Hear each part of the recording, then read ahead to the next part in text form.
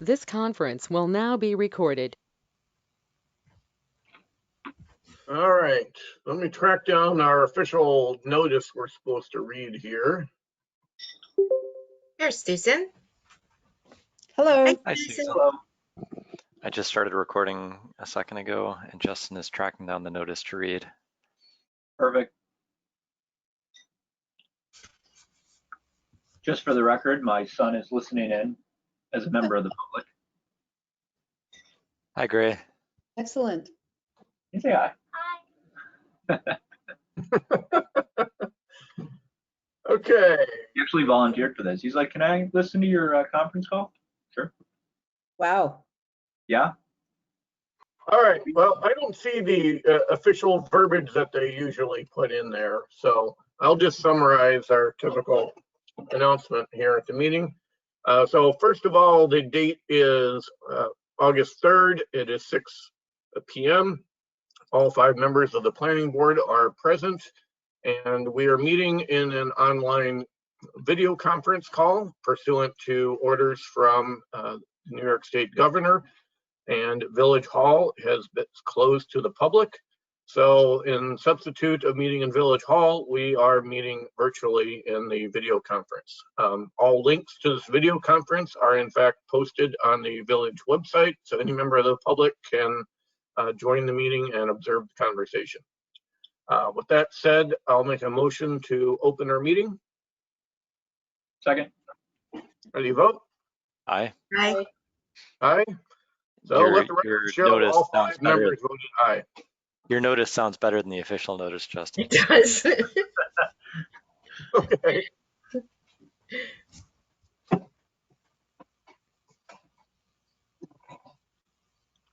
All right, so we have been going over the active transportation plan dated January 2019 and some of the addendums, and we are also looking at the Village of Pittsford's local waterfront revitalization program and the associated approximately 180-page document. And we've been going through this to observe relevant sections in the LWRP document that applies to the active transportation plan. So where we left off last week is we went through the approximately 14 considerations in the LWRP, and we browsed through those to find out which ones are significant and which ones are not significant, and I think we noticed a lot of duplication in there. And what we decided is the 2 major ones to focus on for tonight's meeting is policy 1, which is on infrastructure, community character, talks about walkability, accessibility, and so on. And we also talked about policy 9, which is access to the canal.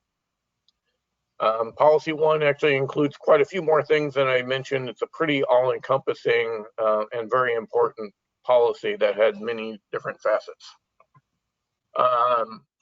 So that said, we also talked last week about getting some correspondence ready to send to the trustees for their consideration next Tuesday.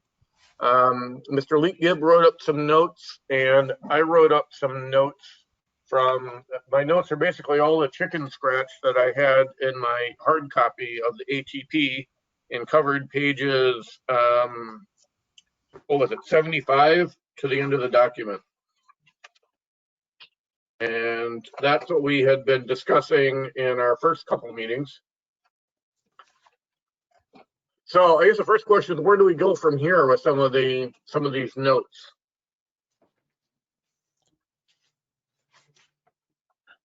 I haven't shared it with everybody yet. So if they're wondering why you haven't seen them, it's because I haven't sent them to everybody. I just finished them like a few minutes before the meeting. Yeah, I had sent my first draft of some of the changes with proposals about how to change the ATP to address some of our issues yesterday or so, and then I just added a couple more today as well. So I can send that in an email in just a minute. Oh, great. Right, so we can send them around to everybody. And I don't know, does someone want to I'm not offering, by the way, but did someone want to go through them and make any initial revisions and merge them together? Do you mean go through the checklist? No, the notes, the notes that have not yet been sent around to everybody yet. So so we had two things. We have notes on the ATP document, in particular pages, I think it's 75 to 96. And then we're working on notes and comments on the LWRP document. So we're coming up with two different things. We're not done with LWRP yet, but we are done with the initial ATP. Right. I'd be happy to work on consolidating those. So I volunteer with Justin Lightgeb's input, Justin Vleetstra, your notes from last time. I'll smush those together. Okay, I quickly typed mine up, so a look over would be fantastic. Right. So I'll forward those to you, Susan, and well, I'll send them to everybody, but I'll forward them to, if you want to work with Mr. Lightgib on polishing those up and getting them into something you feel is ready that could be sent out, or at least Sure. for the whole board to review, that would be great. Yeah. Thank you. Thank Right. you, Susan. And one thing that Elisa, she's a great friend of mine, and she was on the ATP, and I said to her, given the committee, the ATP committee, which included Bob Corby and Bill Smith, they could have had a look at the LWRP. I think that was a big miss on their part, not to, and this is an unfortunate history that the village has, of going down a road on a project and then saying, oh my gosh, I wonder if it's consistent with the LWRP. And so and Elisa agreed. She said they should have known better. So I think this is, an unfortunate, a document, the ATP gets prepared, goes way down a road, a path, and then here's the LWRP, that has all kinds of great information if it had occurred to them to look at it. Bob Corby helped write it. So anyway. Well, that's kind of typical for the village to spend a lot of time working on a document or a policy and then not publishing it and forgetting it a few years later. Yep. Unfortunately. Right. So, I mean, that's something that I kind of wonder about, is how do we provide access to this? So before I asked somebody about it, I have never seen the complete streets policy, but I've heard stuff about it. Mhm. And so why isn't that in our code, or why isn't that in an accessible place? That's just an example of many things. Likewise, many internal village policies are, there's a handful of things that come up from time to time where the policy is adopted, but where is it written down? Anyway, it is what it is. That's not under our control. No, but I guess we can pass along the message.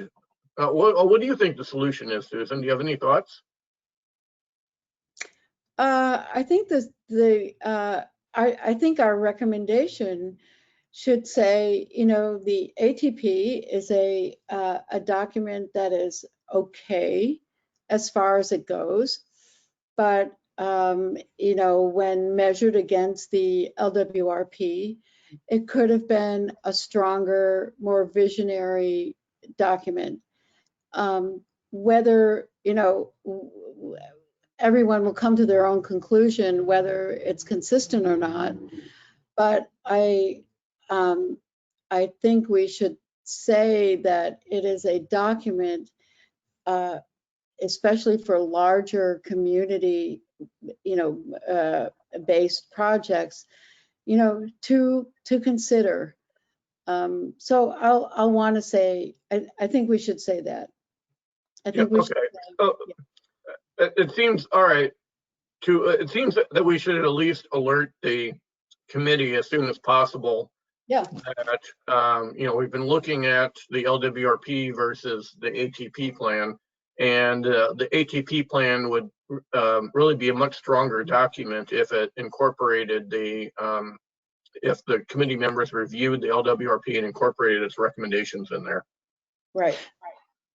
Do we really, I agree with that sentiment as well. I'm just concerned that they're going to disregard it if we put it that way. You know, I just don't think that at this juncture they're actually going to get back together and modify the plan. I actually spoke with Council Member Townsend a few days ago, and she had said that she thought that the document, the sources might be proprietary.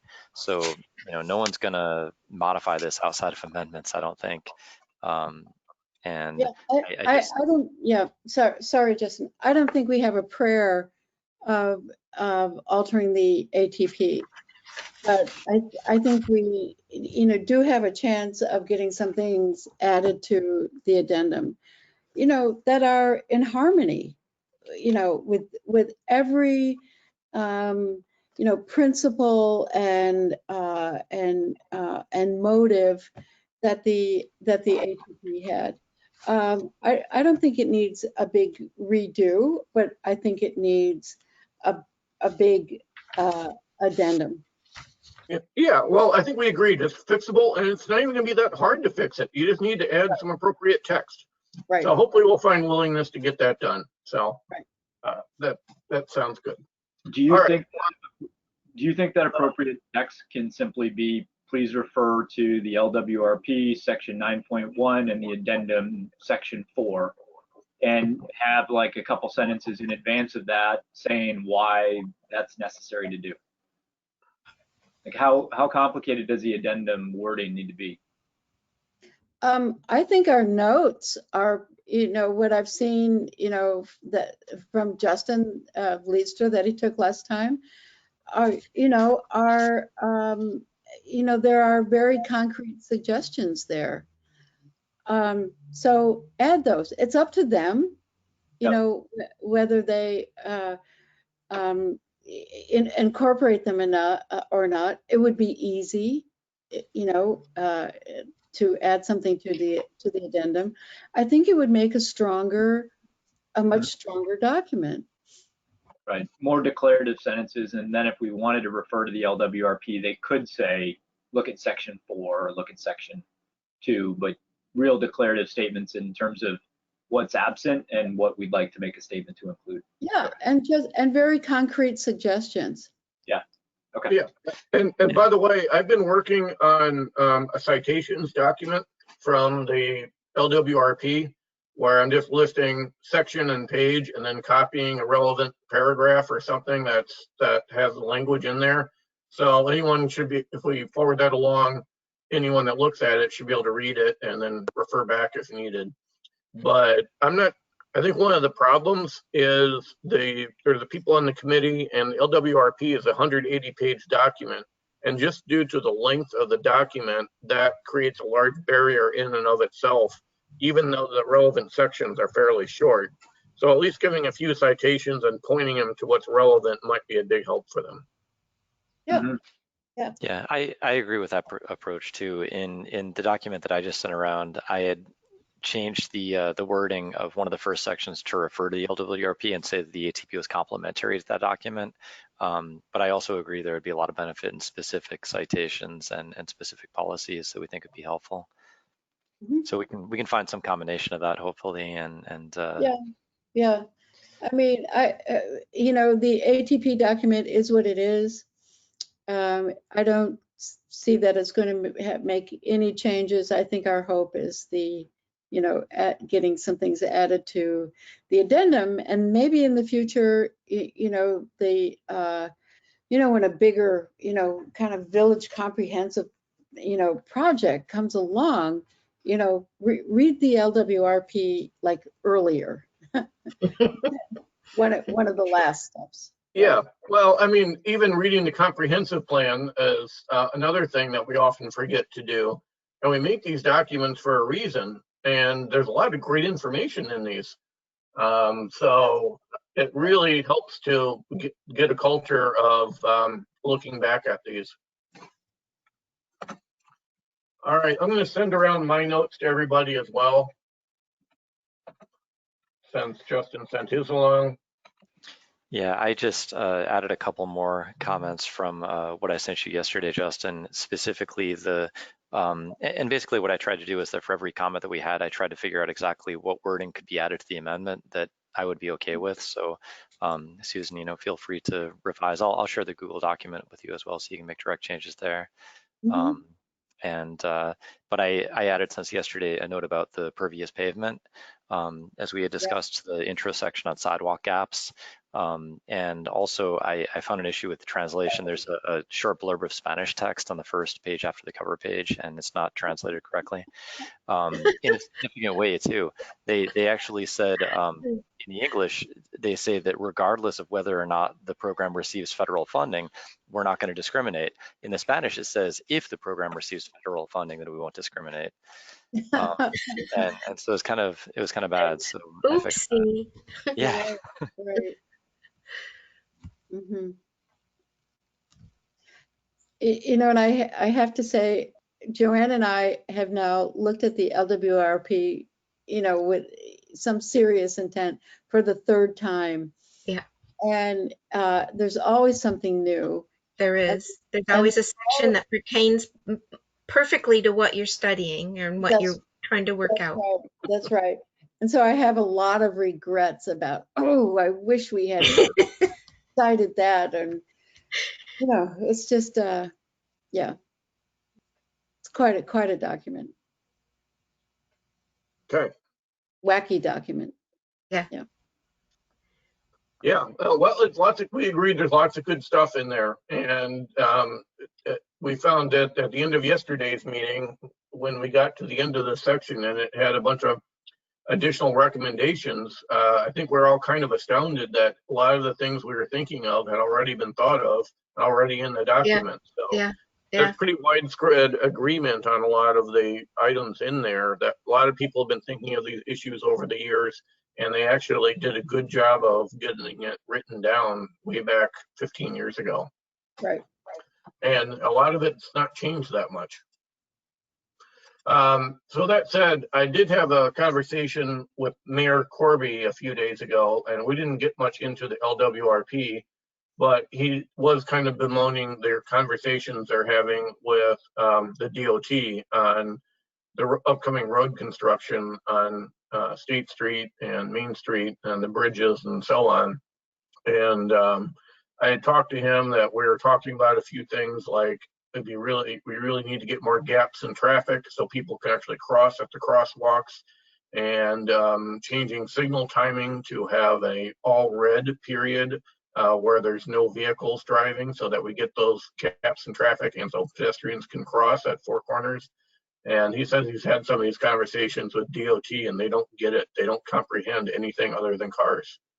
So I don't know. It didn't sound like he's very encouraged right now that DOT is going to do what we want. I did send them a couple very brief citations from the LWRP that I thought they might find useful, like the one that says that pedestrian, so when there's conflicts between pedestrians and cars, they shall prioritize pedestrians in the design. That's a key thing. Mentioning stuff, there's another one about lighting, I think, but I don't know for sure that the bridge lighting, there may be a conflict between the village and DOT there, where DOT probably wants something that's inexpensive and pretty high glare, and we usually like to get the dark sky compliant ones. So I don't know if that's a debate or not, but at least I pointed a citation out for that. That was the one we discovered in our last meeting. Justin, what prevents the village from just, taking over the the lighting, the actual design of the light at the top of this pole. I mean, I have no idea. Uh-huh. I know I think I've overheard a sentence at a trustee meeting where they said there is some conflict over lighting. I don't know what it means, and I'm not much in the know of what's going on with this DOT project. The trustees are talking amongst themselves, and I haven't had any significant I haven't had a lengthy conversation. I've had a few brief conversations, but that's it. So I'm not going to claim to be knowledgeable of everything going on. So, but anyway, the mayor, so I also mentioned about stoplights at each end of Shane Place. That's in the LWRP. And anyway, the mayor seemed appreciative for the citations, and he may take some of those back to DOT and see, or we may have more conversations about it. I'm not sure. One of the things I thought of is, and I don't quite know what the debates that are going on between the trustees and DOT, but I'm wondering if county planning can get involved, because that's kind of what their entire purpose is to work on conflicts between multiple municipalities. So the roads are going between the town of Pittsford, the village of Pittsford, and also other communities. And county planning is supposed to be ones that take a look at these projects, go across multiple municipalities and weigh in on it and look for compatibility with comprehensive plans and things like that. County planning has not done that in the past.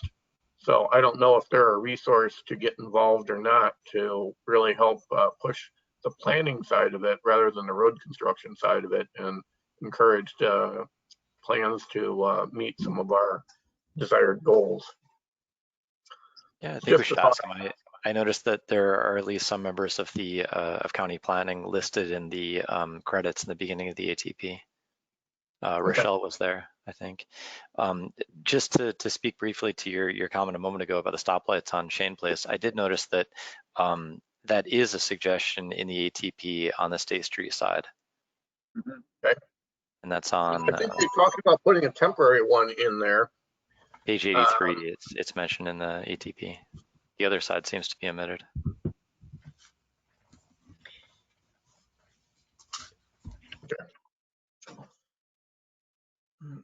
So Mr. Leake, if you talked to county planning recently, what did you gauge as their willingness to work with communities on things? That topic didn't come up at all. Actually, it was just a short email to county planning on another question related to housing. I was studying some of those issues in my spare time, and looking at regional housing affordability, and in particular something called opportunity maps that's been used in other areas. And I asked county planning if we had anything like that in Monroe County, and they said no. They may be working on it next year. Okay. That's as far as I went. But you did say they're actually planning on updating the county's comprehensive plan, which would be a huge thing, particularly for housing. That's right. Yeah, they did mention that, and also there's a department being formed within county planning for diversity, equity, and inclusion. So those might result in some interesting changes over there. Yeah, so I'm kind of wondering what's changing with the new administration. I'm expecting a lot is going to change over the course of the year, but we'll see.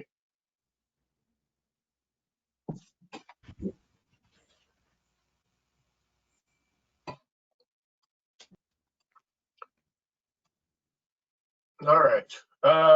So anyway, so that was some background stuff, and we shared notes around, and Susan's gonna take charge of going through those notes and getting them into a format that she feels comfortable could be sent along to the trustees.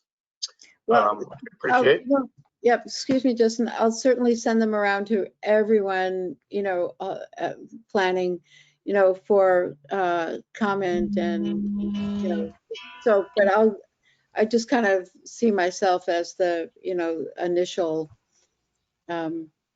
whack at consolidating all this. Oh, good. I appreciate that. And I know you do a good work at that, so thank you. All right, so next topic of discussion was jumping right into LWRP policy 1 and how it relates to the ATP plan.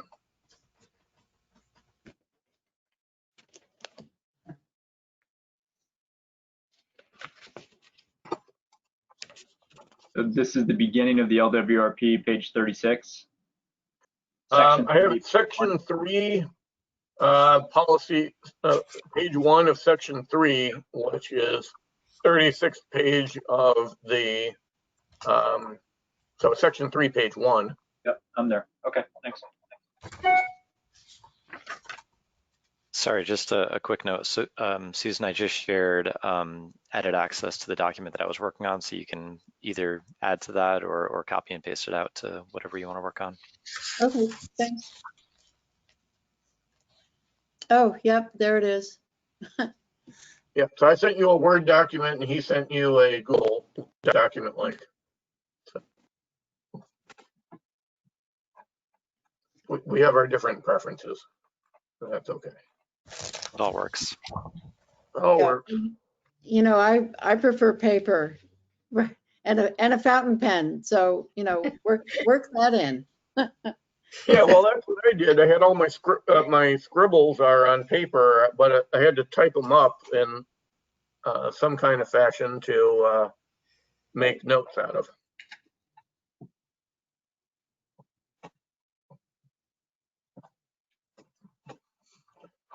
Okay, so are we all on the LWRP document, section 3, page 1, which is policy 1?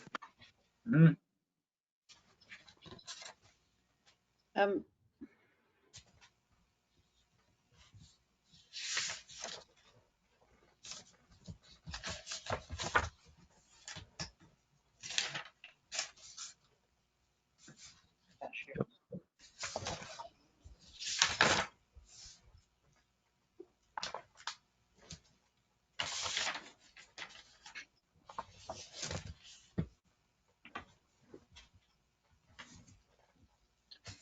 Okay, so the first page of this talks about preserving community character. So first of all, policy 1, what it states is foster a pattern of development in the town and village of Pittsford that enhances community character, preserves open space, makes efficient use of infrastructure, makes beneficial use of a waterfront location, and minimizes adverse effects of development. So there's a whole bunch of stuff in there. And so then the document has the sub policies. So the first one is preserving community character, which it says is policy 1.1. And that particular one talks quite a bit about new construction and how to do it in the waterfront area, which I did not frankly find particularly relevant to the ATP document. So I didn't really note anything on this page here, so page 1 and page 2 of section 3 that I thought was particularly applicable. Did anyone else have any other thoughts? Only slightly. 2 pages later, so it'd be page 3 right in the middle. Yeah. The question is, to what extent can you extract comments from within what's generally a development type section? But in that middle paragraph, it says the town and the village will identify potential conflict areas where vehicular and pedestrian intersection occurs and upgrade pedestrian movements to an equal or greater priority than vehicle movements. That's right embedded in policy 1.1 in the middle of page 3. Mm-hmm. And that's a big statement. It is. It goes on. Yeah, Yeah. so right, I mean, that's just I like the rest of it too. Yeah, so there's a lot more for sure. And then at the bottom of that page 2, there's another part about incorporating bike lanes and pedestrian paths. And again, this isn't, to your point, Justin, it talks a little bit more about development, but should we extract those out and call attention to them? And I kind of feel like we could. Yep. So, well, I've mentioned pages 1 and 2 talked about development, and then, like you said here, page 3, this hits right at the core of the ATP here. So this my is, apology. I was ahead of, okay. So that is very relevant. And I had noted this in my list of citations as one to add exactly what you read. And we had talked about this last week a little bit. And I think we all realize this is a very critical matter in here. Mm-hmm. Yeah, there is so much great stuff here, as everyone has said. I just my concern with directly copying all this stuff into the ATP is that I just worry that somebody will see that as an excuse not to read the LWRP. You know, they'll say, oh, all the important stuff was copied out. So, which I don't think it will be. You know, there's still going to be a lot left in the LWRP. I just don't want to make that obsolete by putting the ATP out there. Well, I don't think that's in our control. And I think if we at least put some citations of where to look, hopefully, I mean, the town does have some planners and they may have some other people that will dive into this a little more. So it may not be that everybody wants to read it, but hopefully someone can. The town does have staff. Right. If there's citations, I think that would help. So what would our, recommendations be? Like, it's, great to cite this, but what would our concrete recommendations be that could be incorporated, into the addendum? Maybe it would be that we recommend the committee identify the potential conflict areas and recommend where work needs to be done to make them more pedestrian friendly. I know some work had been done already.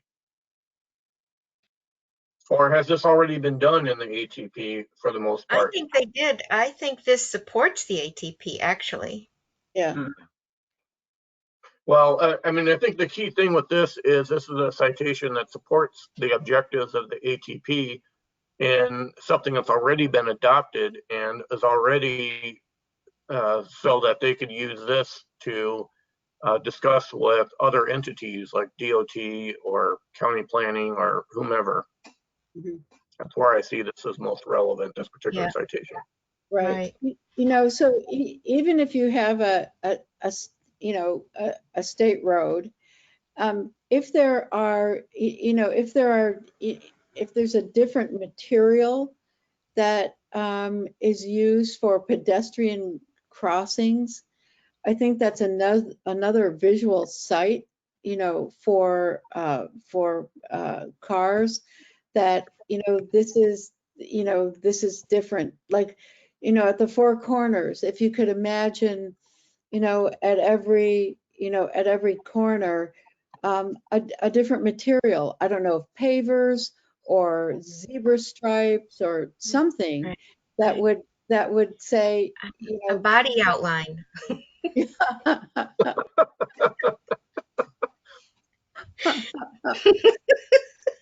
There you go. Every time someone calls the police of a near-death experience, they got to print a body outline on the road where it occurred. Right.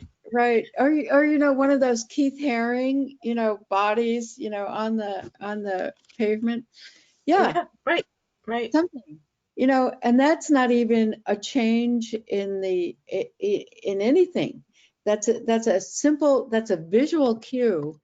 But I think it's important to, that as you're making a right-hand turn, that this is, that this isn't just a car, freeway. Right. So I think that's an easy recommendation to make from this. I don't know. What do you guys think? They say paving textural changes. Right. That's in that wonderful, big paragraph on page 3. I just think if we give them something concrete, not just refer, to this massive paragraph, but here's something that can do, maybe it only requires paint. Now, wasn't there something in the ATP that covered some of that talked about painting crosswalks and other things different, like green or bike paths green or something like that? They did talk about using paint, Justin. You're right. I don't know where. I know. I think they did talk about it.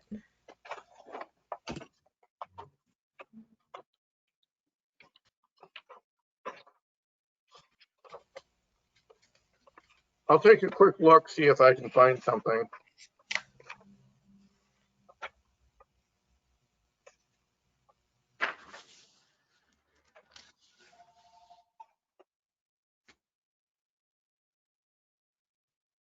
So, on page 76 in the ATP, one of these wishy-washy, consider installing and/or maintaining yield to pedestrian signs at crosswalks. Make the crosswalk something, kind of visually striking. I think a yield to pedestrian sign, that's, I think that's a weaker recommendation than doing something, just think of, what is the Beatles album? Abbey Road. Abbey Road. Right, just, I read somewhere, and I can't remember where I saw it. Maybe it was something Justin Fletcher gave us last time about how they paint the crosswalks to look like they're 3D. Like like if you don't slow down, you're going to hit a curb. But it's really just paint. Mhm. Somebody mentioned that in a board meeting once, and there was a reason why we don't do it. I think it's to the effect of you spend the time putting it in place, and then it only works the first time or the second time. Mm. It doesn't necessarily keep working.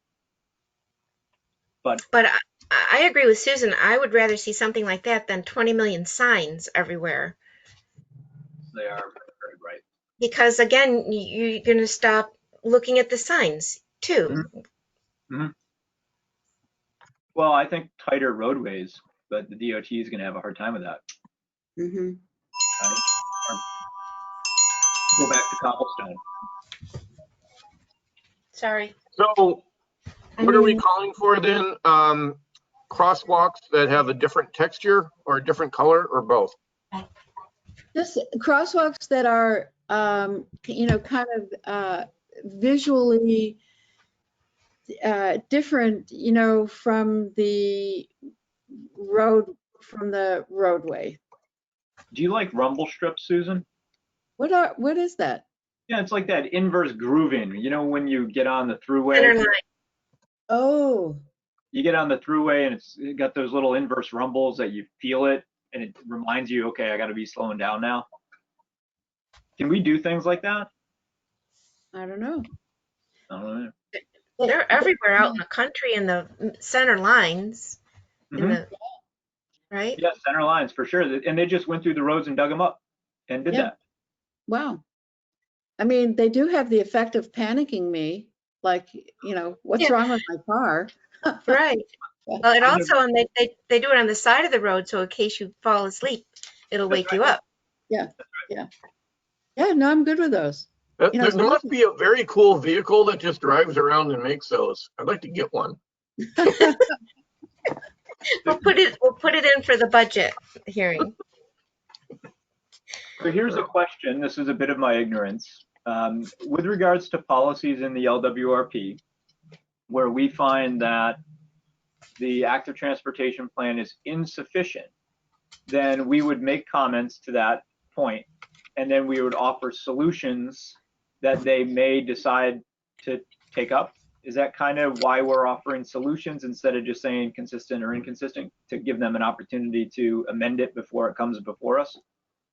Yeah, well, that's what we always do in all reviews is we look at whatever is before us and we say, well, here's what our concerns are. And then the person, whoever's the applicant, they either change their plans or say, no, I don't think that makes sense here, and this is why. Or they say, no, I'm not going to work with you, which is pretty rare. So usually they will go through the phase of either amending things or explaining their stance. And then what happens after that is we usually say, all right, that makes sense.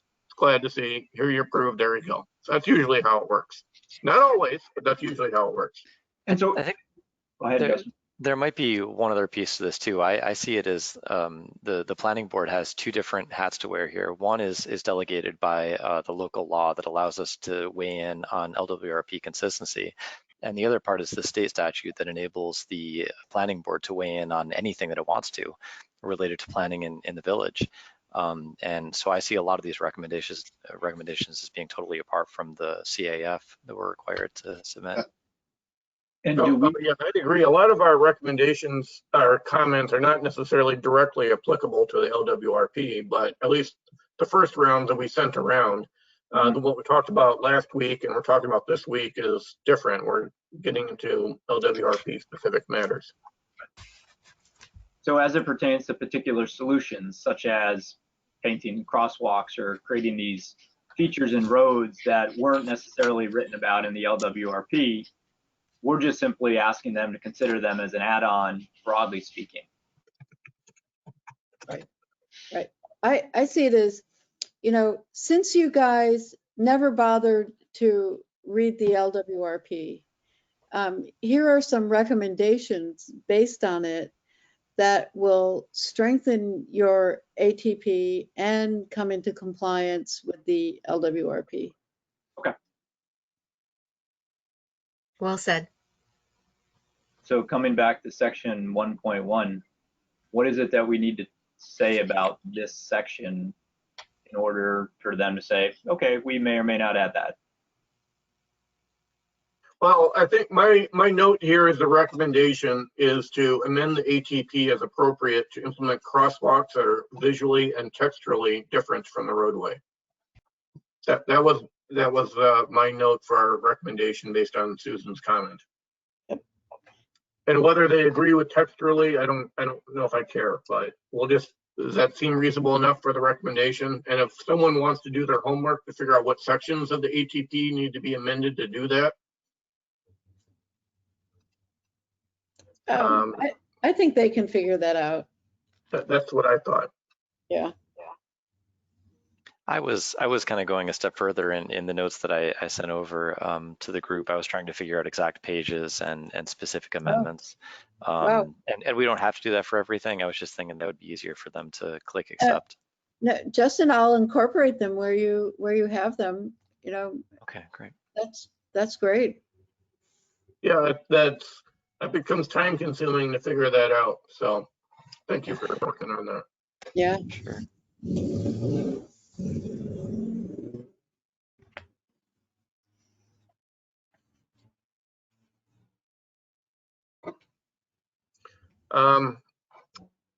Okay. So the next citation I noted is right at the very end of page 3 going into page 4, that last paragraph in this section. It says, where appropriate, the town and village should incorporate bike lanes along its streets or off-road bicycle and pedestrian paths to link residential areas with village and town activity centers, recreational amenities, the canal, and trail networks. Yeah. And then it talks about new projects should incorporate public access for pedestrian and bicycle circulation. And then what else did it say? Motor vehicle access should be prohibited on the canal towpath. Yeah, well, and so on. So I guess we're good. I presume we're good with having that other citation in here. Again, that basically supports what the ATP wants to do. Mm-hmm. Except the ATP did not prioritize access to the canal. So the ATP did talk about linking residential areas. Actually, it didn't. Not so much linking residential areas with the village and town, but it did talk about linking schools, linking the village to the Pittsford Plaza, and some things like that. Mm. But the link between the canal and the town and everything else is what was omitted from consideration in the ATP and its objective. Right. Yeah. So then the recommendation, I think, becomes amend the ATP to include improving access to the canal as a goal. Yeah. Yeah. I think this, yeah, you're right. This sentence alone, if you just simply say you've addressed basically everything but the canal. One of the suggestions that I put in there does try to amend the section where it seems like that would be relevant, but you can take a look and see if it achieves that. Yeah, I think there's probably a bunch of sections. There's a handful of different sections that state the objectives of the ATP, and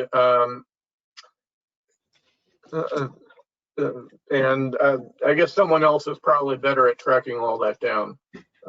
There's several different sections. If you found a few, that's great. Now, I just want to highlight something. This is in the amendments to the ATP, but there is a line that they inserted on page 11 that basically says the LWRP should be considered as a complementary document to the ATP as it calls for enhancements to pedestrian safety while encouraging human-powered mobility, blah, blah, blah. So Yeah, that's the one that where I had tried to kind of wedge that in there. They had mentioned the ATP, and I went a little bit further and said that it should be complementary, especially in terms of canal access. Okay, so that was your document that I'm looking at right now. I think, yeah, and Oh, that is. is where It they is. made, right, that's where they made the first reference to the LWRP, and then I extended that a little bit further to provide those specific things and basically just look at the LWRP. That's okay. I got it. You know, I think they're suggesting an easy way out for themselves.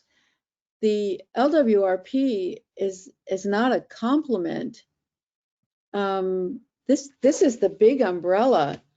The ATP has got to be consistent with it. So, you know, I think that was kind of a sleight of hand. You know, maybe wording it like that to acknowledge the LWRP. But the LWRP, it's not just complementary, it's, you know, it's guidance, it's more regulatory. But, you know, I don't want to, I think it's important that we find a way to accept the ATP and recommendations. I just think we need to pack the recommendations in so that the LWRP is recognized in its guidance and not just with the handful of sections, you know, that seem to coincide. So in a way, the active transportation plan creates the action items, whereas the LWRP is saying, here's our umbrella, and it's not telling you to do anything, but the ATP kind of is, because it's a plan of attack of action that you can take, whereas the LWRP is more guidance. Is that right? Yeah, I mean, it's not, it's, you know, it's specific, you know, the LWRP. And it's funny, I think the LWRP has a lot of specificity. What disappointed me about the ATP was how, you know, how wishy-washy it was. You know, like, you know, form a committee to, you know, consider this. You know, after years of work on this, you know, have an opinion or two. You know, come up with something. So then with regard to this sentence here, which is incredibly important, we could say the ATP doesn't address connectivity to the canal. We recommend you include connectivity to the canal and leave it up to them to determine how? Yeah, right. And just, you know, that's something that needs to, you know, it fits with their own mission, and it fits with the, you know, the vision of the LWRP. You know, how can you write this thing and avoid the Erie Canal? Right. I don't know. I will, you know, dismount from that hobby horse, you know, right now. Yeah.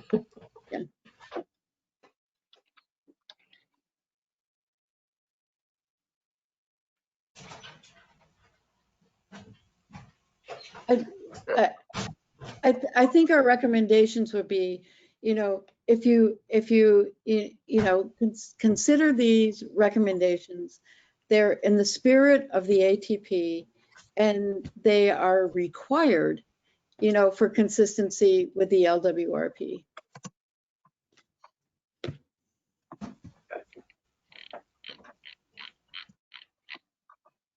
So then, All right, so right now, my verbiage I wrote is, on the recommendation, is to amend the ATP purpose and goals to include improve access to the canal.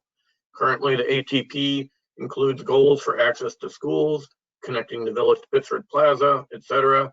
But the ATP does not address connectivity to the canal, and this is a substantial improvement that is needed. I mean, Yeah. verbiage. Right. And it wouldn't be a big redo. It would just be, some, mention the Erie Canal. You want connectivity, and pathways. Where people walk is along the canal. Where people bike is along the canal. You might want to help people get there. It also happens to be the only long distance path that exists through our community. And That's so if right. you connect to it, then you connect everything. That's right. now Yeah. there is a comment, so this goes back into the ATP. This is under the trail facilities, recommended trail improvements. And number 1 is the multi-use trail along the north side of Monroe Ave between Pittsford Village and French Road. And within that, part of it says this would connect the Erie Canal and the village with shops in and around the Pittsford Colony and Pittsford Plaza. So one of their first items is to actually create a trail that connects to the canal. Where are you, Dave? I'm on Yeah. page 71 at the top left, Okay. under trail recommendations. That sounds all good. Yeah. I was looking for, I knew I saw something in here. Okay, what page again? 71. 71. But if you go, so this is to Susan, your bigger point, the recommendations start on page 60. And the first time the word canal is used in recommendations is on the maps. And it takes another 10 pages to get to the word canal. Mhm. And then that's that number 1 recommendation of the trail. And then they also reference a little bit connecting a corridor on number 3 on page 71. And then it goes way down into like future town planning considerations. Let's see. Talk about, there's the State Street Schoen Place connection. They do mention that pedestrian crossing there.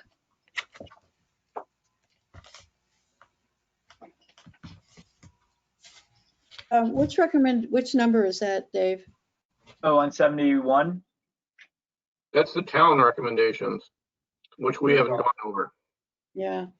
Oh, Well, on page 84, that Yeah. map, they talk about, which has already been done, develop connection from Auburn Trail to New Park, preserve the Canal Trail.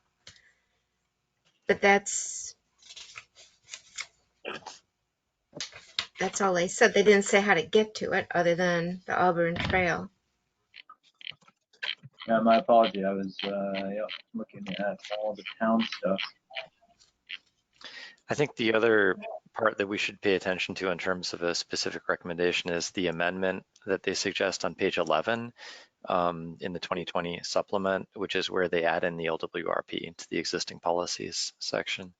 And I had proposed a specific way to strengthen that quite a bit. I've got to go back and look at that. So, yep, I will do that. Yeah.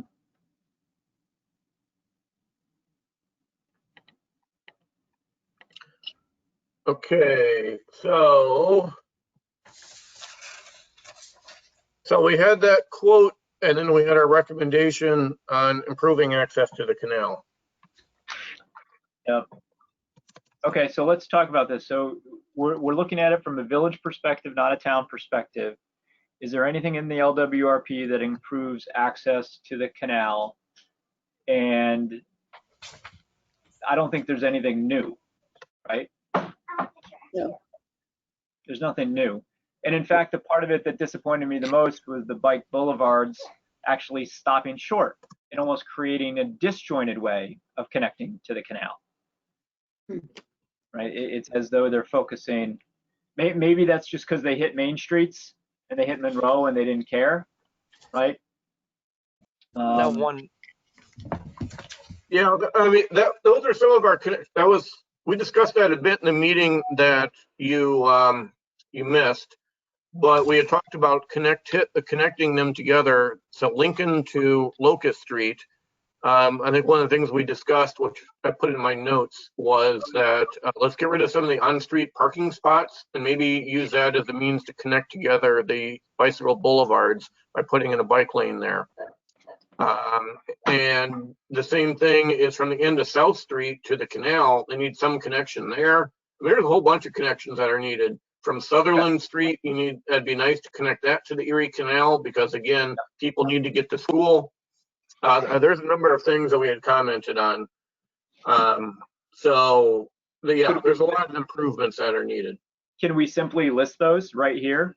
So we, for example, policy 1.1, based on this quote, there's a failure to address connectivity to the canal within the village. We recommend references to connections at South Street, at Monroe, and at, right? Sure, yeah. It can be simple things like explore or begin a, Right. Start the process. Right. Okay.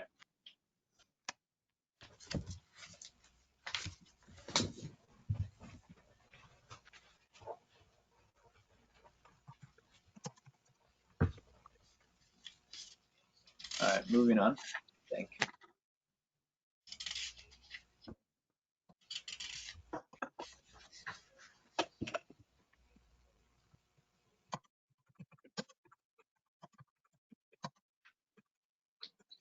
Okay, so I just typed down 3 recommendations to enumerate, which is bridges over the canal need to be designed for pedestrians and bicycles. The second one is connected bicycle boulevards to the canal. Third one is better bike lanes to and from the canal along better major roads. Right. Brockport just built a pedestrian bridge over the canal. Could you add to the recommendations, Justin, a mention of additional access points to the canal? Because I don't quite think, specifically talking like from the high school, for example, getting to the high school to the canal, you got to walk through all downtown instead of just somehow you should be able to just hit the trail. And that Monroe Ave bridge isn't very safe. Maybe it's just the bridge's issue, but it would be nice if they maybe exaggerated the references towards access at different locations, such as the Ford Field, right? If you could get onto the canal there somehow, maybe there's a path on the south side that you can, I don't know. Okay.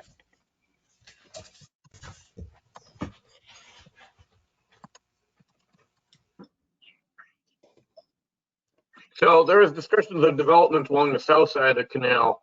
And I agree that near Sutherland High School, that makes some sense, by Ford Field, other places like that.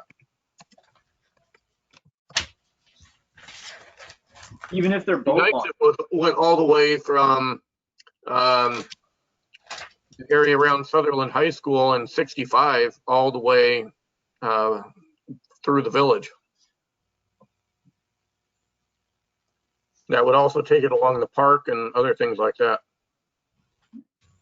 The LWRP talks about Susan's park and paddle, section 4 on page 22 at Bob Ford Field.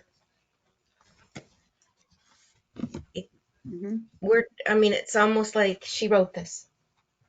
I didn't, but right. Section 4, Yeah, page page 22. 22, Okay. the bottom, planning principles. Mhm. I think this planning board, we could have done a great LWRP. It's too bad one of us weren't asked to be on it, you know? They should have included somebody. No, I from the think all of us. Just give us, let's volunteer to do the update. Okay. So the update for the LWRP or the update for the ATP? Oh, I thought you meant the ATP. The She means the LWRP. LWRP. Yeah. Could use some streamlining. It could use some, yeah. Stronger language. Yeah. Okay. All right. All right, I got some notes written down for a recommendation. They're subject to being tweaked. I'll do that after our meeting. Maybe I can find some other specifics. So the next section, we're still on this first part of Principle 1, Policy 1. So we're on Section 3, page 4. And this new section is on major new development, which I didn't think was relevant.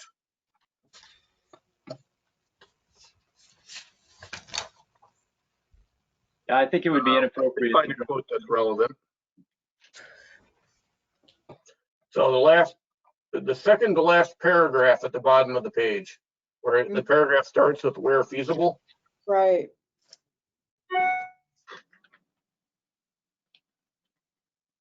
It says where feasible, businesses and adjacent uses should be encouraged to share parking facilities. New parking lots should be designed to facilitate easy pedestrian and vehicular movement. Okay. Larger parking lots should incorporate elements such as islands with plantings to break up the mass and space of the parking lot and to provide an area for safe pedestrian navigation. So this whole shared parking is interesting. Mm-hmm. I think we have to be careful to draw too many inferences from a section that's clearly embedded in a new development section, because this could be more pertaining to like a restaurant / residential rental type complex where you have one parking location and you can manage the build out specific to the new development section here. If you were to draw like one paragraph out and say, let's apply that to everything else, it may muddy the water a little bit. You can make inferences, but I would reference it as an inference, like rather than a direct statement. So we could list this citation and say how does this apply to the LW or the ATP, and let the ATP people figure it out. Yes, though I think if you leave it alone and we focus on other things, it's probably going to be just as well. Unless there was something specific in that paragraph you thought we couldn't get to through another paragraph elsewhere. I guess I just think it's useful for someone to think about parking lots adjacent to the canal, because I think that's been an afterthought in the past. And then if someone thinks about it and they wonder what can we do to improve it, I guess that would be the recommendation. Thoughts?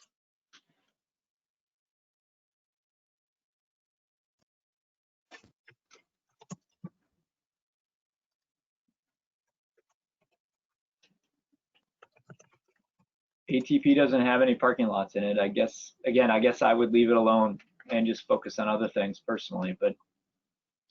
Okay, well, do we want to skip this and not worry about parking lots along the canal? Yeah, I think we should, focus on the active part of the ATP. Okay. I agree with Dave. I do too. All right, I'll remove it from recommendations then.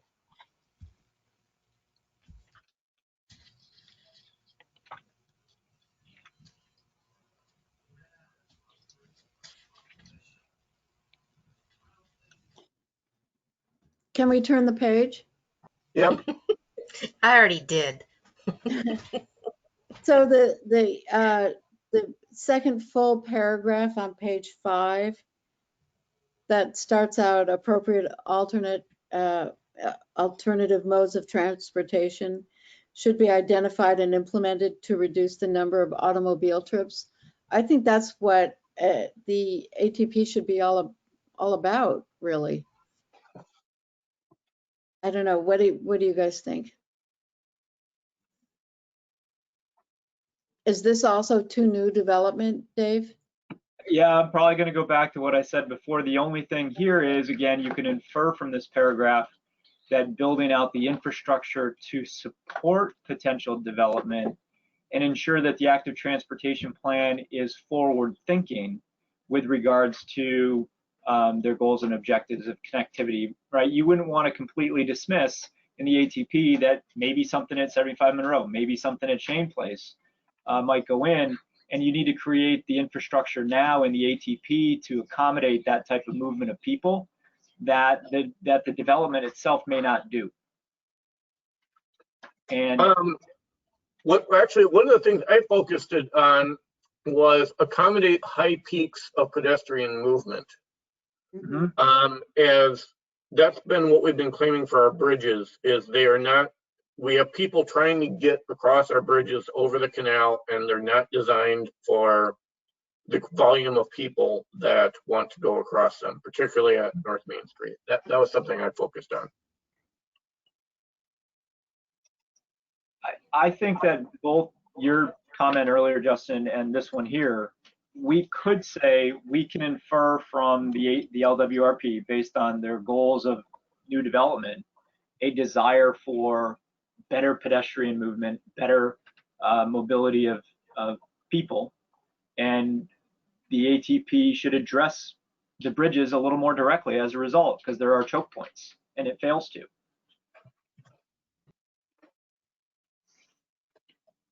Okay, so I like the way you stated that, Dave.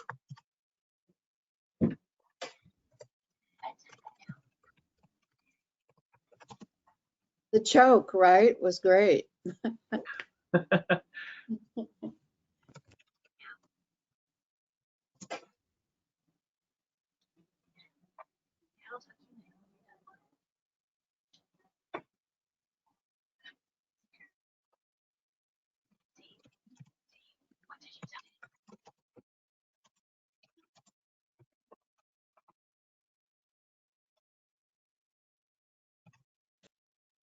Hold on, I'm just typing a little bit.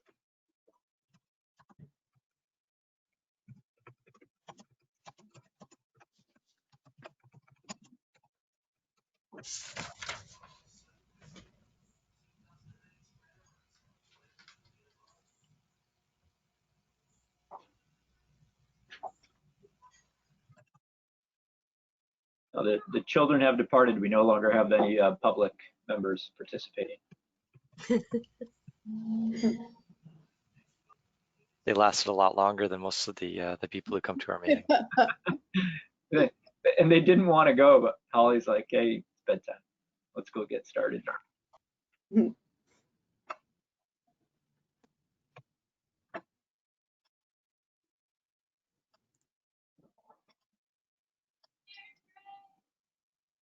I do think, again, though, this section being so specific to new development, even the things about accommodating high peaks of pedestrian movement, I do wonder if trying to suggest the ATP should reference this policy section or note this section. I think we can achieve the bridge stuff elsewhere. I think we can achieve the pedestrian movement elsewhere.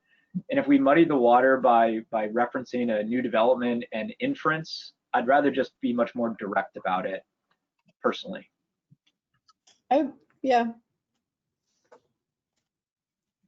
I think we can do the bridge stuff elsewhere. That's all. Yeah. Okay, well, we'll look for another appropriate place. I'll leave this as a placeholder here, and I'll just note is there a better place? Citation. Probably is for a bridge improvement.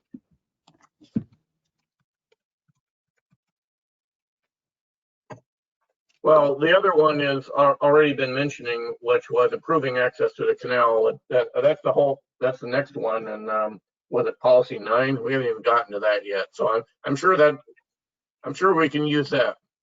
Mhm. Mm-hmm.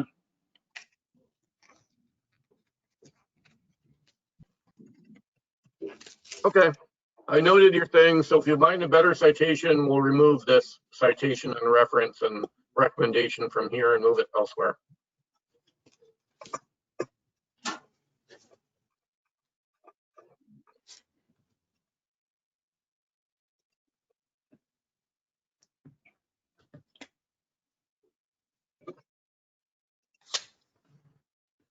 I don't think policy 1.2 applies if we're on to 1.2.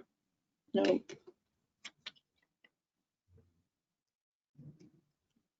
I didn't have anything more until policy 1.5. Okay.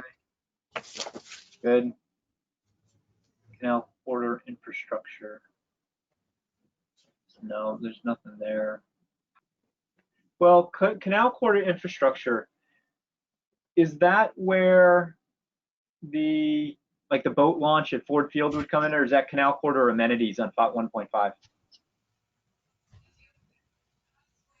That's probably Both. 1.5. Or both. Yeah, I guess infrastructure may not be access or amenities. Yeah, I'm probably okay skipping 1.4 and doing like access for boats and stuff like that on 1.5. Yeah, so 1.4 talks about non-active transportation support. Yeah. So vehicle support. Yep, I agree.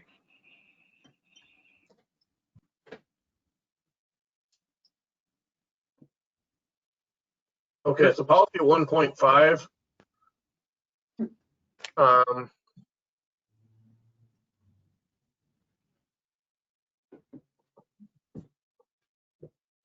So that cites LWRP section 4. Yep. I think we just draw attention to the fact that the ATP fails to address policy 1.5 in an adequate way when given the opportunity. And there's substantial recommendations for improvements listed in section 4 of the LWRP that they should consider including in the document as action plan type stuff. I think we can be that simple, Mhm. but very direct. Yeah. Like read this section. Right. Yeah, right. Yeah. You have an opportunity to address 1.5 and you chose not to. We don't know why. Please go look at the recommendations and put some in the plan. Yeah. Right. We don't care which ones you pick, but put some in the plan because this is where you should be doing it. Right.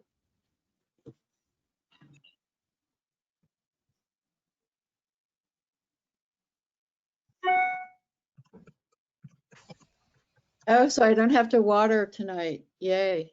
Just Yeah. started. It started where you're at. It's been raining for a little while here. Oh. But then again, I'm looking out a window. Hey, So you might be a Justin, little further like from you, it. Hasn't hit us here yet. the kids lost power at the lake for 7 hours yesterday. Really? Wow. Yeah. The wind was pretty Yeah. extreme. Terrible winds. Yeah. We didn't lose power here, but the winds were pretty intense. Yeah. I have a window upstairs. I know I have to shut. I'll be right back.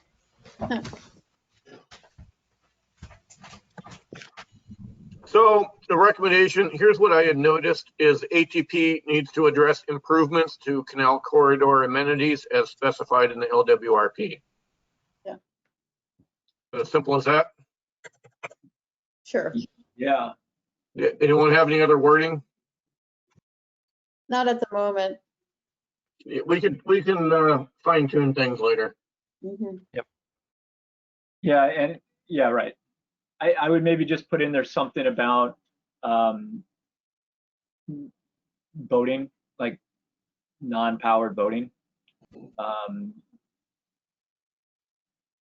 Because I think they could address the LWRP policy without it necessarily leading to addressing the boating question. And, but maybe not. I just think, like, of all the things that the ATP is trying to do well for walking and biking, they could have maybe put a couple comments into boating. And Human-powered watercraft. Yeah, and 1.5 allows for that in terms of amenities. So if they're going to put any recommendations in, some additional boating opportunities, non-powered, non-motorized watercraft would be nice. And accessibility to it, like those little raft launches or something that gets you on the canal here. And I think Section 4 does a decent job of outlining all those things. So I think Section Policy 1.5, we really want to hammer them on. Mhm. Okay. I have an update for you, by the way. We were talking about sailboat access in our last meeting. And I did a little bit of a look into that, and that's a no-go. The bridges are too short. Yeah.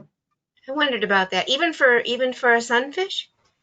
So it looks like the typical bridge is on the order of 16 feet to 21 feet above the waters. And it sounded like the recommendations and the people that use sailboats is to get them from the ocean up to the Great Lakes. And they lower the mast and put on a motor, and they basically just, it's just freight shipping. Yeah, I think that's what my wife did a trip on the canal with her father a long time ago, and they just took the mast off and used the motor. Yeah. And apparently there's some facilities that I guess that are at the early parts of the canal that they actually have a work yard that can actually do that type of work for you, remove masts and put them back on and things like that. I'm pretty oblivious to boater needs. Yeah, sunfish aren't that tall. I mean, like little sunfish and dinghies, which would be a ton of fun to see out there with little kids and families. There's no reason why you couldn't get them underneath the bridges. You could, but is there may well be small enough ones that will work. Dave, isn't, I don't know how to sail, but wouldn't that be a little bit extreme in terms of the tacking needs? I mean, you're like changing A lot of tacking. But that's the fun of it. It would be active. I mean, it'd be I can't even workout. tack once, let alone every 12 That's feet. kind of like saying, no, I don't go kayaking because I have to paddle everywhere.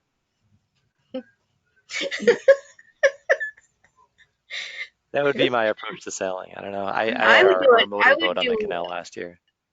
I would do an ice boat on the canal. If the Oh, wind was in the there you right go. direction. That can be wild. Hey, hang on. This is a great place where it would be awesome if they figured out a way, the village or the town or both, to create a way where community knew when it was safe and where to go to put ice skates on the canal. Right.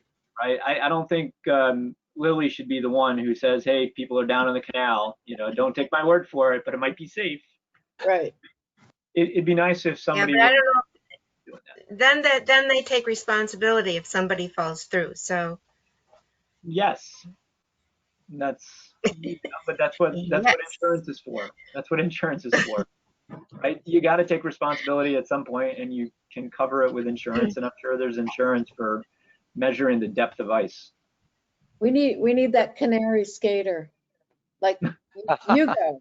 Well, usually it's idiots that travel here from elsewhere. So you see people that, someone figures out if you can drive on a lake in the Adirondacks. It ain't the locals that figure it out. It's someone that comes up from down south, drives their truck onto one of the lakes in the Adirondacks. If they don't sink, then the locals figure out, all right, it's okay now. Yeah. Well, how I think- fun. Er, No, go ahead. No, I see a field trip to Holland, to skating on the canals. Like, go to Ottawa. They've got it. Yeah. Their ice festival is amazing. right. Yeah, it is. Yeah, we've been up to Quebec City now, 2 times or 3 times for Winter Carnival. Mhm. But it was great. So Yeah. I think we can do a lot more with the canal when it's frozen over. And it's not necessarily transportation as much as it is engagement. So maybe it's not quite what we're shooting for here with this document.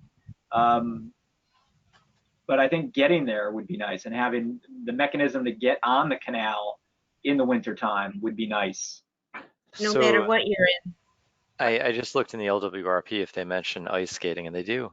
They do. Hey, That's Yeah, I think we found those in our last meeting. We found some of those citations for, I think we found that as a repeated thing, is that boater access was important, and I think it mentioned ice skating somewhere. I think somewhere in the notes it lists that, I think. at least 3 times. I think they mentioned ice skating. So okay, good deal. So anyway, 1.5, hammer it home and try to get him to put some actual items in would be nice. Yep.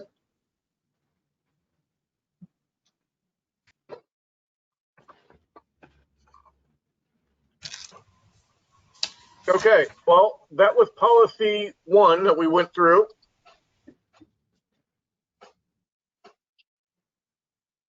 Next one we had was policy 9,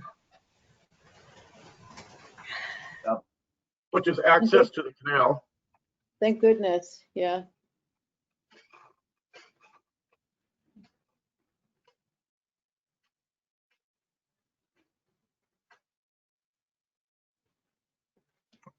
Well, the rain is looking like it's going to come down pretty good here. Mhm. Yeah, it's starting.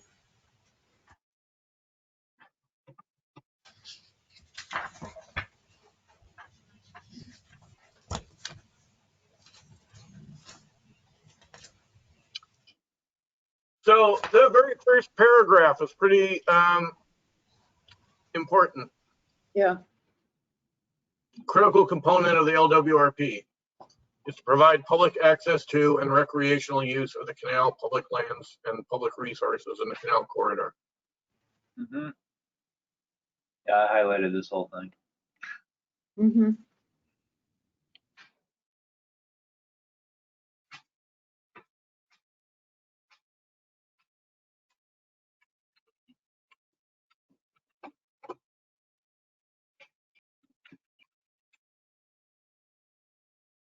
It's almost by the absence of doing more, they're saying they're doing enough. And that's the part that bugs me a little bit. Uh,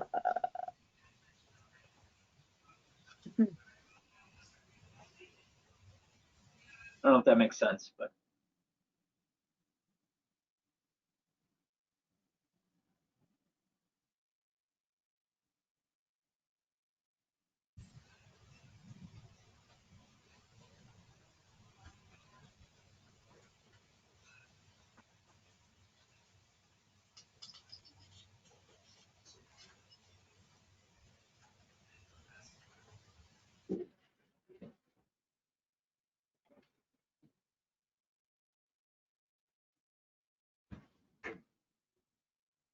so what more should we say to them with regards to this policy than what we've already talked about? Particularly policy 9.1. and 9.5, I think there is, Yep. Got that highlighted too. yeah. Yeah, let's see. I had noted 9.1 as being useful, and 9.2, which is connect open space. Mm-hmm. Yeah, I've got 9.2 as well. And you said which other one? 9.5. Yeah. Mm-hmm.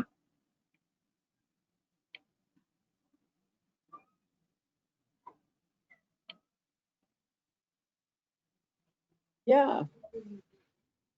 What particular quote out of 9.5 does someone see useful?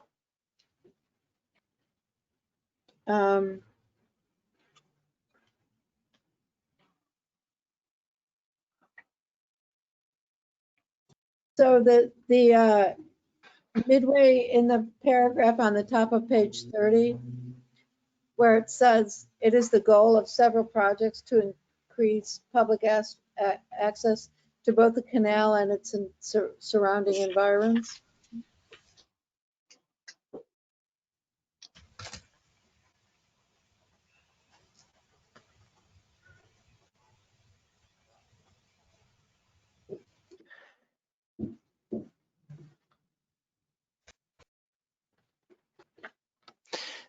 9.3.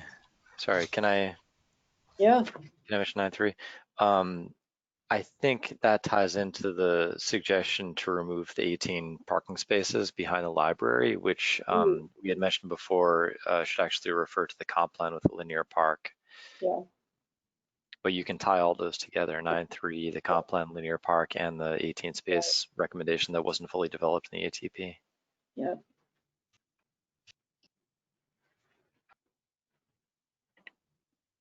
I know. The, the Kodak moment shot of the canal is enjoyed by 18 cars, more than people. It's best parking spot in the village. Yeah.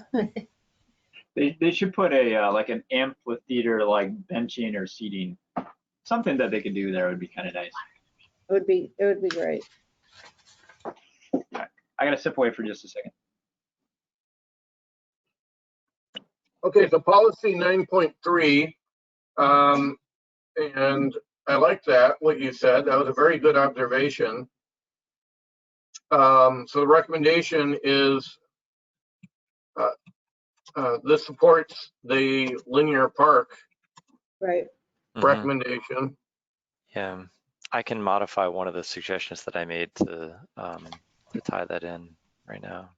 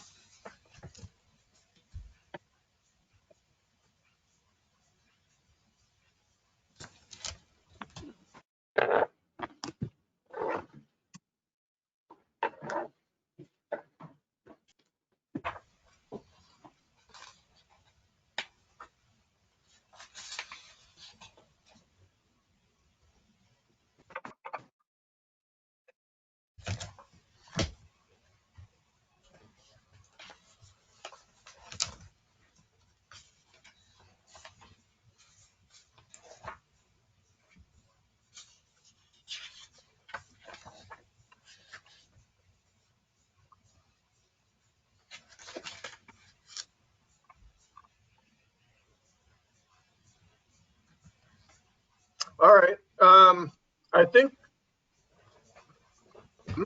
do we have more we need to say? This is kind of pretty specific. We need to improve access to the canal. That's been repeated several times. Right. We already summarized many of these recommendations in section 1 as well.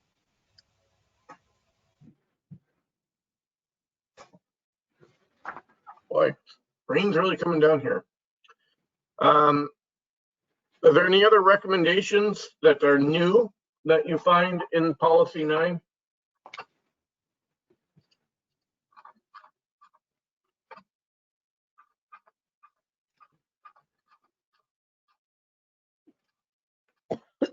I'm good.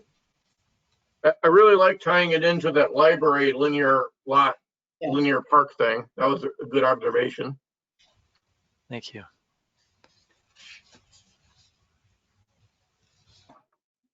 Yeah, I've added that into the recommendation that Susan has access to now. So. Mhm.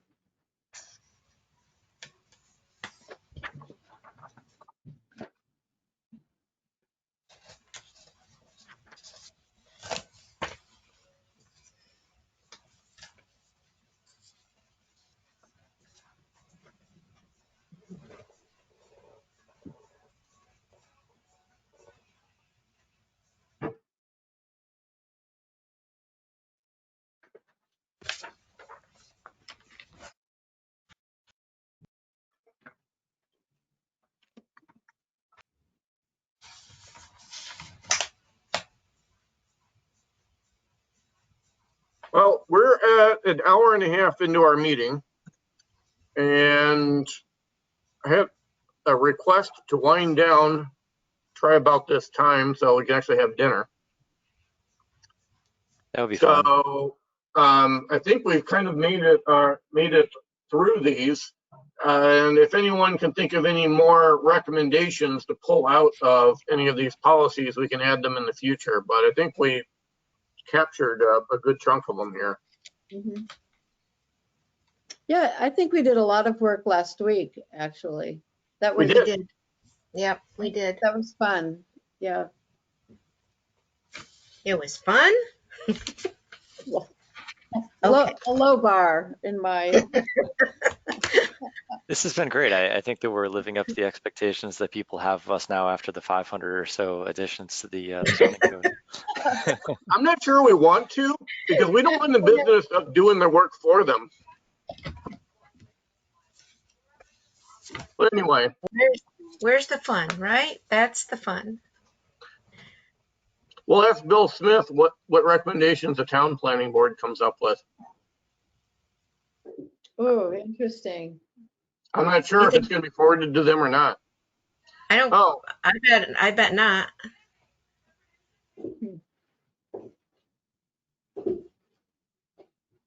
okay. Well, that's their business. I don't think we need to weigh in on their business. That's right. So what's next week? I think next week we review these documents. So I'll tell you what, Susan offered to take the notes and proofread that. And the other person that's been contributing a lot to some of these notes is Mr. Linkgib. Yeah. You want to take some of these policy notes on the LWRP and kind of go through those and see what you want to do with that? So that'll be last meeting's notes and this and notes from tonight. I can add some of those in. I don't know if I've got as detailed notes as you do on those ones. Well, I'm sending my notes around. Oh, okay. Yeah, sure. Yeah. I can So take Susan can be in charge of one, and you want to be in charge of the LWRP recommendations?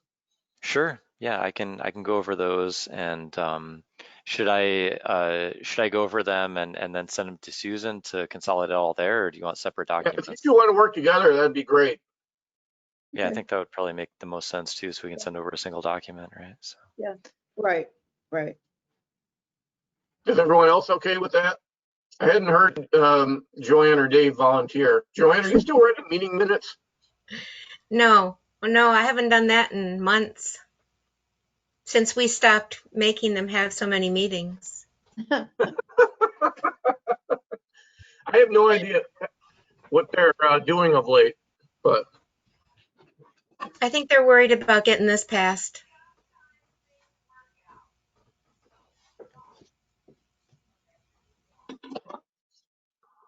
okay.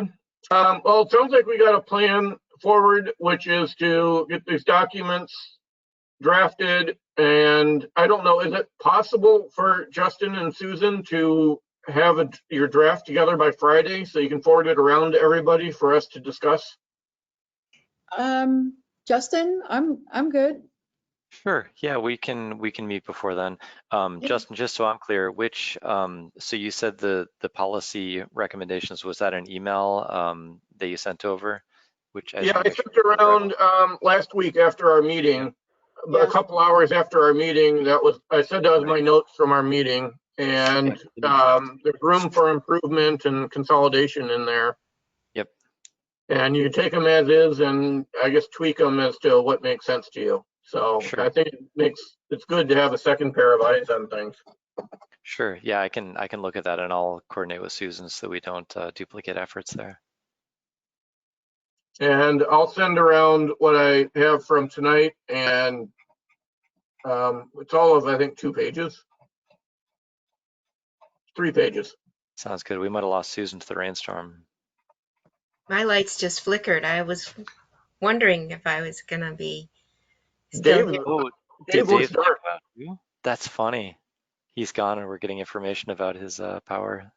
Unless one of the kids flipped off the lights. He's also he's also in South Main. I'm on a different grid, I think. Oh, so Susan and Dave both lost power. Yeah, I wonder if my house did. Yep. Oh boy. All right. Well, I think we've accomplished what we needed to. So I'll make a motion to adjourn the meeting for tonight. And we'll plan, oh, when can we meet next week? The APRB meeting is on Monday. Can people support a 4:30 meeting?